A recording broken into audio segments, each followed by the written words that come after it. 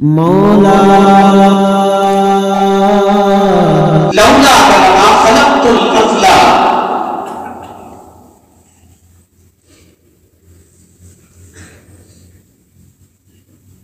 یہ گویا کہ کلام الہی ہے، اللہ کی طرف منسوب کردہ یہ کلام ہے، چاہے روایتوں سے ثابت نہ ہوئی الفاظ، لیکن مضمون اس کا 100% ثابت ہے۔ الفاظ حدیث میں ہو یا نہ ہو، لیکن مفہوم اور معانی اس کی مسلم ہے۔ نبی کریم علیہ السلام معمولی انسان نہیں تھے،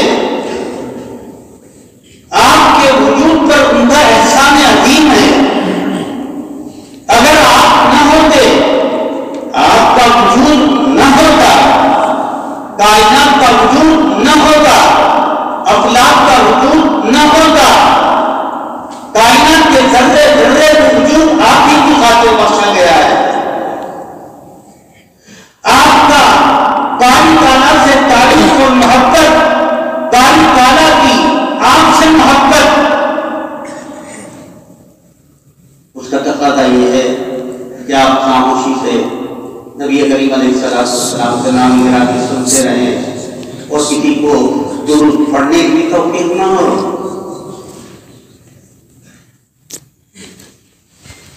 علم حدیث پڑھنے کی خصوصیات میں ایک خصوصیت یہ بھی ہے کہ علم حدیث پڑھنے والے ہر طالب علم کو نبی کریم علیہ السلام کی ذات بابرکت سے خصوصی تعلق پیدا ہوتا ہے، محبت پیدا ہوتی ہے، پیغمبر کا عاشق بنتا ہے طالب علم جو درس حدیث سے استفادہ کرتا ہے۔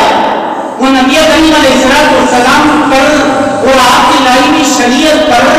اور آپ کے لائے ہوئے دین پر، آپ کی تعلیمات پر، آپ کی ہدایات پر، آپ کی سیرت پر، آپ کی سمان حیات پر جان دینے کے لیے تیار رہتا ہے، وہاں درود پڑھنے کے لیے تیار نہیں ہے۔ ان اول الناس یوم القیامۃ قال النبی صلی اللہ علیہ وسلم ان اول الناس یوم القیامۃ اکثرهم علیہ صلاۃ ان اول الناس ولیلی بلیا ولیلی ولایۃ ولیلی ولایۃ ولیلی ولیم طلیب ہونا صفت کا ولی ولا یلی ولی یلی ولایتن دوست بننا صفت ولی ولی یلی ولایتن حکومت کرنا، انتظام کرنا، انتظام کرنے والے منتظم کو بھی ولی، محبت کرنے والے کو بھی ولی، سب سے زیادہ پیغمبر کے قریب رہنے والے کو بھی عربی میں ولی ہی کہا جاتا ہے۔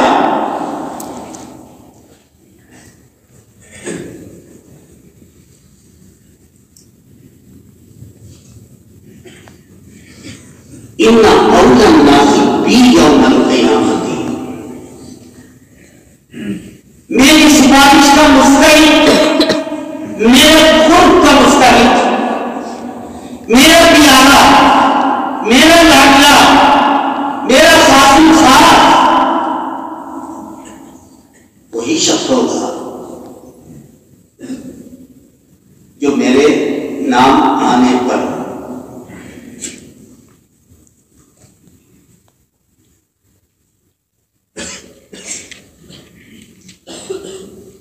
دل کی گہرائیوں سے درود و سلام کثرت سے پیشتا رہا ہوگا، اسی کو میرا قرب حاصل ہوگا، میری سفارش کا مستحق وہی ہوگا۔